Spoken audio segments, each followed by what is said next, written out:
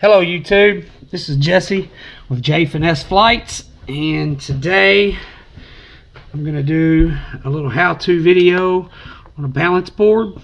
The older I get, my eyesight is getting worse and worse, and I'm only human, so yes, I made a mistake. I had plugged one in backwards or something of that nature, and I fried some of the pins on my board. So what I'm going to do today for you guys and myself is show you how to repin your balance board if you do something stupid like I did and burn a couple of your pins up.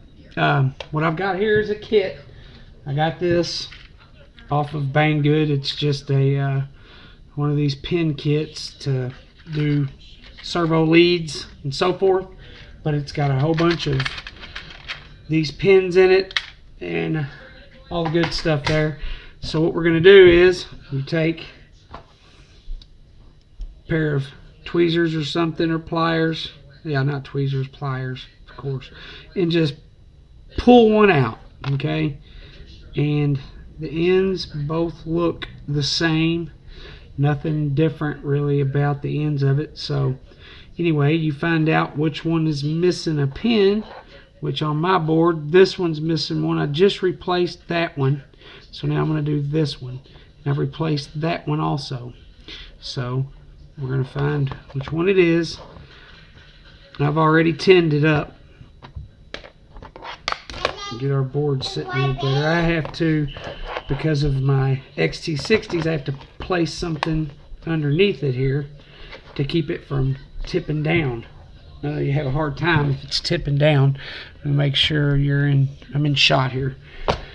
Okay. And you take your little needle nose and get it ready. Like I said, I've already tinned it. And by the way, my solder, I just ordered it. Ordered it Saturday.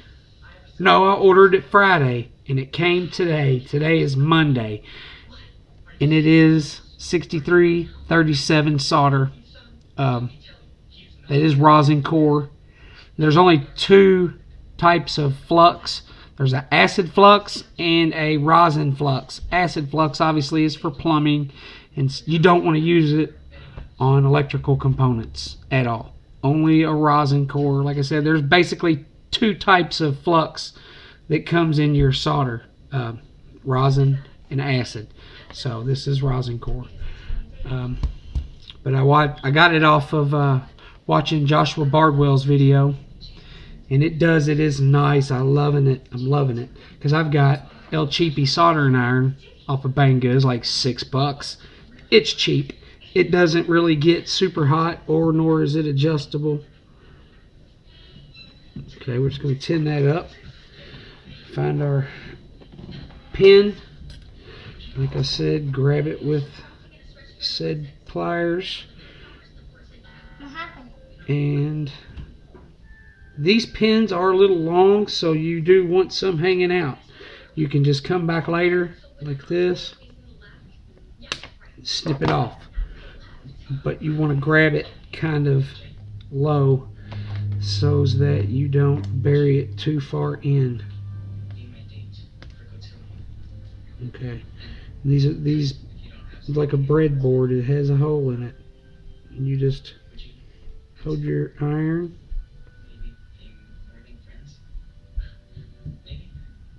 drop it in, pull your iron away, and check it and make sure it's not too deep. That one is a little deep, so I'm going to go back in, wipe off the tip of my iron, or clean it if you have a brass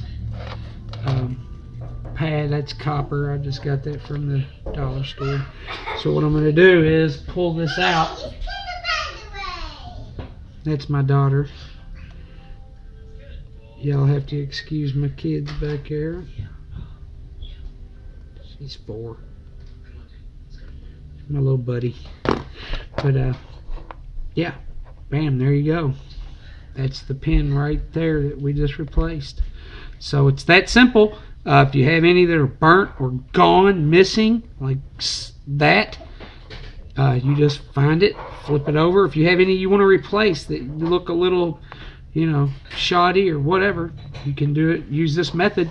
Heat it up, pull it out, and you're good. Another good thing is to go through and check your solder joints. If you got some that don't look so hot, you can go back and hit them with your good solder. Thanks for watching, guys. See you on the next one.